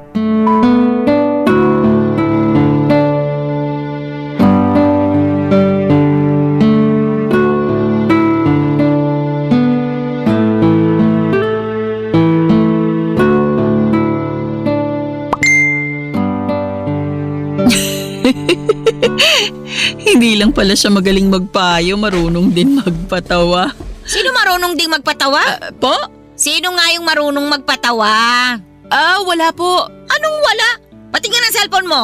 Ayoko po. O bakit? Siguro may tinatago ka sa akin ano? Bakit naman po ako may itatago sa inyo? Aba ewan ko. Galing ako sa kusina, katatapos ko lang magluto. Naabutan kita nakaupo na naman dito sa bangko habang pangiti-ngiti. Tapos sabi mo, marunong din siya magpatawa. Eh sino ba yung marunong magpatawa na yon, ha? Si ano po? Si Papa Dudut po. Si Papa Dudut? Opo. Katatapos ko lang po kasing makinig ng Barangay Love Stories. Sa dulo po nagpapayo si Papa Dudut. Tapos bigla po siyang nagpatawa. O eh bakit hindi ka sa radyo nakikinig? Bakit dyan sa cellphone mo? Meron po kasi silang live sa Facebook. Doon po ako nakikinig at nanunood na rin. Siguraduhin mo lang na yun talaga ang pinaggagawa mong babae ka, ha? Nay naman, ano pa po bang iba kong gagawin sa Facebook? Aba ewan ko sa'yo. Napapansin ko na panayan ang inaatupag mo. Hindi naman po. Ngayon lang po ako umupot nag-cellphone eh. Hindi raw. Ayos-ayusin mo lang talaga dahil pag nalaman ko na may ginagawa kang milagro dyan sa cellphone mo, nako, palalayasin kita rito sa pamamahay ko. Sobra naman po kayo sa ginagawang milagro. Alam niyo po ba na masama ang mambintang? Oy, kaya nga ayusin mo. Matanong ko nga po kayo, Nay. Total, nag-uusap na tayo. Ano yon? Curious lang po ako kasi matagal na rin naman na akong nakatira sa inyo eh. Ano nga yon? Dali-dali ano't may pinapakulo pa akong bulalo dun sa kusina. Bakit po ba ang init ng ulo niyo sa akin? Sa pagkakaalam ko wala naman akong ginagawang masama sa inyo. Pero palagi pa rin kayong nagagalit sa akin. Nagtanong ka pa talaga ha? Hindi pa ba halata? Naalin po? Na ayoko sa'yo. At kahit na wala ka pang gawing masama, ayaw ko na talaga sa'yo nung unang beses pa lang nakita kitang tumapak dito sa pamamahay ko. Bakit naman po? Aba hindi ko alam. Malay ko, basta naiinis ako sa pagmumukha mo kapag nakikita ka. Pero wala naman ako magawa dahil nanay ka ng apo ko eh. Parang ang unfair naman po nun sa akin kasi ginagawa ko naman lahat para mapalapit sa inyo. Sabi ni Noriel, kuhain ko lang daw ang loob nyo para magkasundo tayo. Pero parang ang tigas-tigas nyo pagdating sa akin. Ay, ganun talaga. Alam nga naman pilitin ko ang sarili ko na magustuhan ka. Hindi ko nga kaya, di ba? Tsaka kahit paano sinubukan ko naman na tanggapin ka ng buong buo. Kaya nga lang talaga hindi ko magawa. Siguro kasi magkaiba kayo nung unang kinasama ng anak ko Ayun, kahit paano, kuha nun ang loob ko. Magkaiba naman po talaga kami. Talagang magkaiba kayo. Kaya nga siguro ayoko sa'yo kasi mas gusto ko pa rin sa kanya. Pero ako na po yung kinakasama ng anak nyo. Kaya kailangan nyo akong tanggapin sa ayaw at sa gusto nyo. Kung palayasin kaya kita rito sa bahay ko sa ayaw at sa gusto mo. Grabe naman po kayo. Kung magsalita kayo, parang kayo ang kontrabida sa kwentong napakinggan ko sa Barangay Love Stories kanina. Kulang na lang bumuga kayo ng apoy dyan Iniinis mo talaga ako? O hala, Nay! Yung pinapakulo nyo dun sa kusina! Ha? Parang umaapaw na po yata. Naku, mabuti pa puntahan nyo na. Oo nga, kakalidis ko lang ng kalan Baka dumumi na naman. Ay, teka nga. Puntahan ko na nga at ikaw na babae ka ha. Tumulong ka dun sa paghahain sa mesa. Puro ka cellphone. Kulang na lang, idikit mo yung mukha mo dyan sa cellphone mo. Kayo nga po, puro na lang pagalit sa akin Paano hindi ako magagalit? Binibigyan mo ako ng dahilan.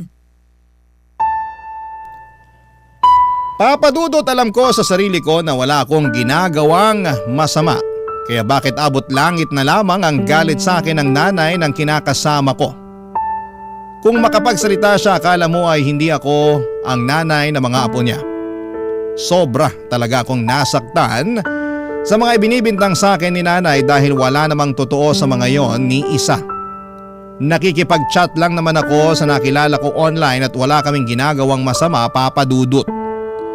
Saka hindi ko naman inuubos ang oras ko sa pakikipag-chat o pakikipag-Facebook lang gaya ng sinasabi ng nanay ni Noriel.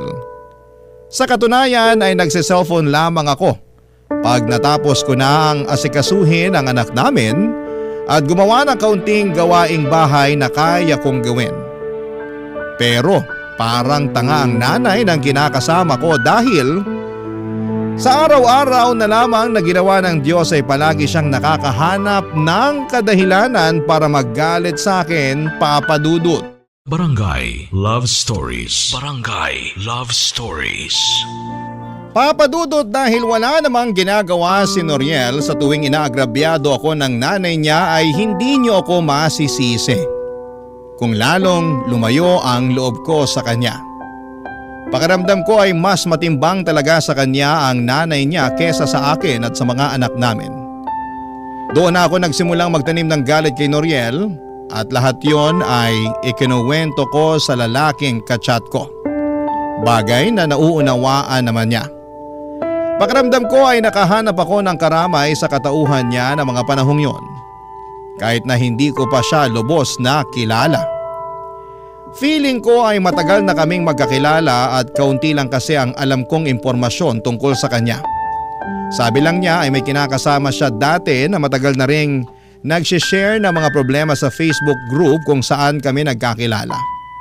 Hindi rin daw kasi maayos ang naging pagsasama nila noon hanggang sa nagkahiwalay na nga sila, papadudot. Wala po silang anak tapos ay naiwan sa kanyang account at password ng dati niyang live-in partner. At doon niya nadiskubre ang mga group page na sinalihan nito. Simula noon ay naging misyon na raw niya ang magbigay payo sa mga problema ng mga nanay at may live-in partner na kasali sa naturang Facebook group kung saan kami nagkakilala. At masasabi ko na magaling talaga siyang magpayo, kaya naman aminado ko na napagaan niya ang kalooban ko. Kaya lang habang mas lumalalim ang pagkakaibigan namin, mas lalo pala akong binabantayan ng nanay ni Noriel, papadudot.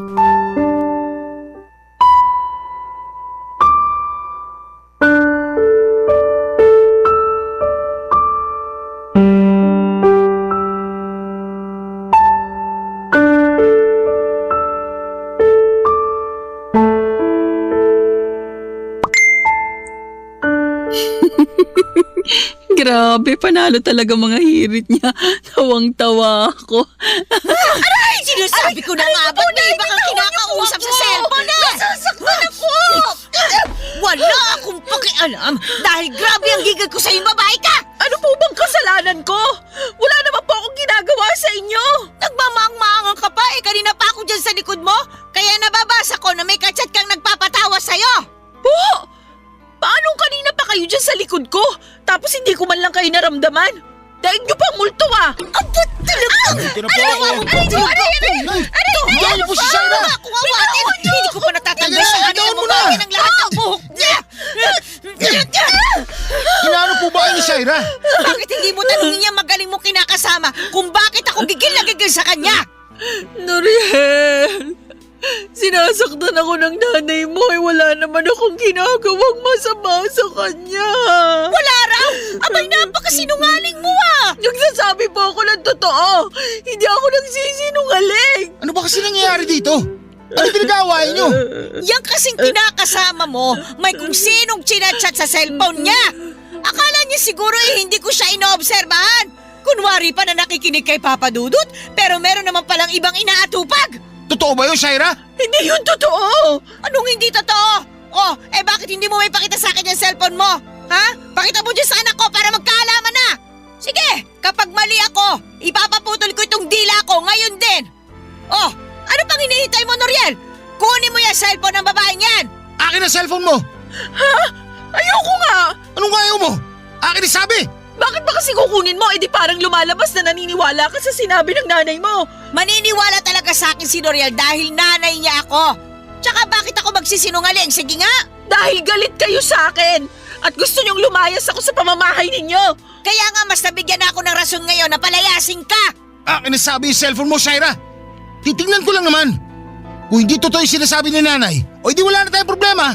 Please, Noriel, huwag mo lang kunin yung cellphone ko. Akin na yung cellphone ko, Noriel. Hindi ko pa talaga agawin sa'yo, hindi mo pa ibibigay. Akin na yan. Hayaan mo na muna tingnan ng anak ko yung cellphone mo. Tingnan mo na, bilisan mo. Nandiyan sa messenger niya. Teka, ito na nga po. Oh, ano? Tama ako, di ba? May kachat nga na ibang lalaki yung magaling mo kinakasama. Sino itong kausap mo, Shaira? Wala yan. Anong wala ka dyan? Tignan mo nga, nagbibiroan pa kayo. Napakasinungaling mo. Oh, yan! Yan ang dapat sa'yong malandi ka. Hindi pa ako malandi. Wala akong ginagawang masama sa anak nyo. Noriel, maniwala ka sa akin. Wala akong nilalanding iba.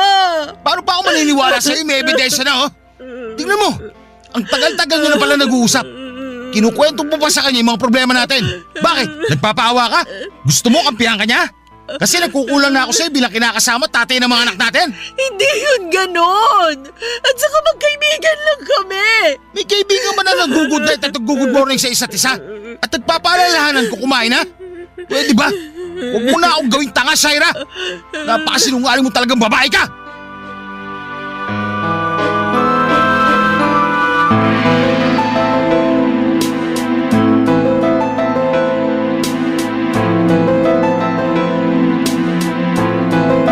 Papadudot, hindi ko akalain na nakaabang lang pala sa akin ang nanay ng kinakasama ko para magkamali ako. At nang sa ganoon ay mapagbuhatan niya ako ng kamay katulad ng ginawa niya sa akin ng araw na yon. Kahit na anong iyak ko at pagmamakaawa na huwag na niya akong saktan ay hindi pa rin siya nakinig sa akin, Papadudot. Nagbingi-bingihan siya sa pagmamakaawa ko at patuloy akong sinaktan. Pero ang higit na mas masakit sa akin ay ang pagkampi sa kanya ni Noriel, Papadudot. Guilty din naman ako at hindi ko alam kung paano ko ipagtatanggol ang sarili ko dahil may ebidensya na nakikipag-chat ako sa ibang lalaki online. Bagamat wala namang kaming ginagawang masama ay hindi pa rin ako pinaniwalaan ng mag-ina. Ipinilit nila, lalo na ni Noriel, na nanlalalaki ako at makapal daw ang aking mukha. Yun na rin ang simula ng panlalamig ng kinakasama ko sa akin dahil kumbinsido siya na may iba na ako. Isama pa ang sulsol ng nanay niya.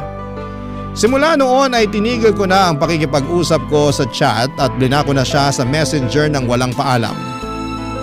Aminado ako na noong una ay nalungkot ako pero dahil guilty din naman ako sa pakikipag-usap sa iba ay wala na akong nagawa. Alam ko sa sarili ko na kailangan kong bumawi kay Norian. Kaya lang mas pinaramdam sa akin ang kinakasama ko na hindi niya ako kayang patawarin sa kasalanan na nagawa ko, Papa Dudut.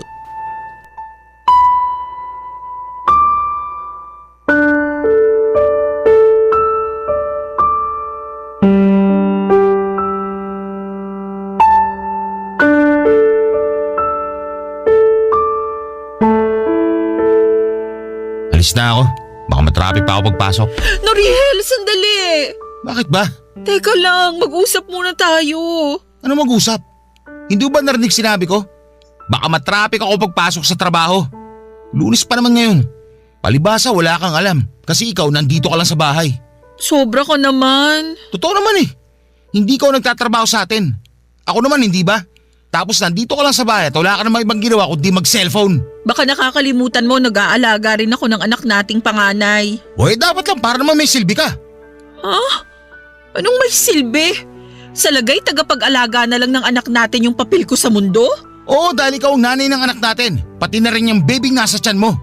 Alam mo, huwag ka na magsimula ng drama dyan dahil bubuwis lang ako sa pagmumukha mo. Kunwari ka pa na mabait. Yung pala pag nakataligod ako may ginagawa ka milagro. Wala sabi akong ginawang milagro. Wala akong ginawang masama. Lukoy mo lelang mo. Tigil-tigilan mo ko dyan sa kasinungalingan mo, Shaira. Pasalamat ka, buntis ka, kundi. Kundi ano?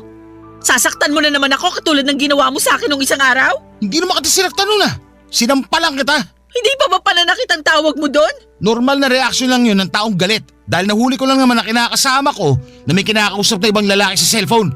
Sige nga, kung ikaw nasa posisyon ko, ano mararamdaman mo? Magiging masaya ka ba? Magpapaparty ka ba kasi nalaman mong gumagawa ako ng kalokohan? Siyempre hindi, pero ilang beses ko bang dapat sabihin sa'yo na magkaibigan lang kami nung lalaking kausap ko sa chat? Wala kaming ginagawang masama. Hindi ako nagloko sa'yo. Hindi pa, pero papunta na rin yun doon. Akala mo yata talaga tanga ako no? Akala mo pinanganak ako kahapon. Akala mo palalagpasin ko na lang yung kinakasama ko na may kinakausap na ibang lalaki. Binasa ko kaya lahat ng usapan nyo kaya alam ko nagsusubo ka sa kanya. Lalo na pag may problema tayo. Nakakadiri ka. Malandi! Alam ko sa sarili ko na hindi ako malandi dahil hindi ko nilandi yung kausap ko. Alam mo rin yan kung totoong binasa mo nga lahat ng usapan namin. Saka matanong nga kita ha? Bakit sa palagay mo sa kanya ako nagsusumbong tuwing may problema tayo imbis na ikaw mismo ang kausapin ko? Sige nga, sagutin mo. Ewan ko sa'yo. Ewan mo sa akin? Yan! Yan yung dahilan. Ano ba pinagsasabi mo dyan? Na ayaw na kitang kausapin dahil lagi ka nalang galit sa akin. Para kang nanay mo. Manang-manak sa kanya. Ikaw na lang sana yung pwede kong maging kakampi sa pamamahay na to. Pero hindi mo naman yung pinaparamdam sa akin. Tapos lagi mo pang binabaliwala ang nararamdaman ko. Kasi masyado akong emosyonal. Maarte ako, bla bla bla. Sinong gaganahang makipag-usap sa ganyang tao? Sige nga. Hindi pa rin dahilan yun para makipag-usap ka sa ibang lalaki. Hindi nga, pero wala naman kaming relasyon. At hindi ako tanga para paabutin yun sa ganon, lalo't pamilyado na akong tao. Talaga lang may reputasyon ka nga sa tiyahin mo sa pagiging marot. Dalaga pa ako noon. Iba na ngayon na meron na akong mga anak. Para sa akin, wala ka pa rin pinagbago. Nagawa mo nga makipag-usap sa ibang lalaki. Nakakahiya ka. Wow naman, pag kaming mga babae nakakahiya. Pero pag kayong mga lalaking gumagawa ng katarantaduhan, proud pa kayo at sasabihin nyo pa na may pangangailangan kayo. Paano naman kami mga babae? Paano naman ako? Para sa kaalaman mo, may pangangailangan din ako. Pero hindi katawan ng ibang hanap ko kung hindi pang unawa at pagmamahal. Turingan pa naman na ikaw ang kinakasama ko, pero hindi ko sa iyo yun maramdaman. Tapos sa huli, ako pang lalabas na masama kasi nakahanap ako ng kaibigan at kakampi dun sa lalaking kachat ko? Kahit na ano pang sabihin mo, gagagawan mo pa rin kung bakit mababa na ang tingin ko sa'yo. Sa tama naman mga sinabi ko, masyado ka emosyonal. Masyado ka mahina. Tapos, saka mo isisisi pagkukulang ng sinasabi mo, masyado ka lang talaga mapaghanap. Hindi ka marunong makontento sa kung anong meron tayo. Ang hilig mong gawing komplikado ang sitwasyon. Tapos iiyak-iyak ka dyan, akala mo ikaw ang biktima rito. Lalo ako nabubwisit sa'yo Kaya pwede ba, Shaira? Tigil-tigilan mo ako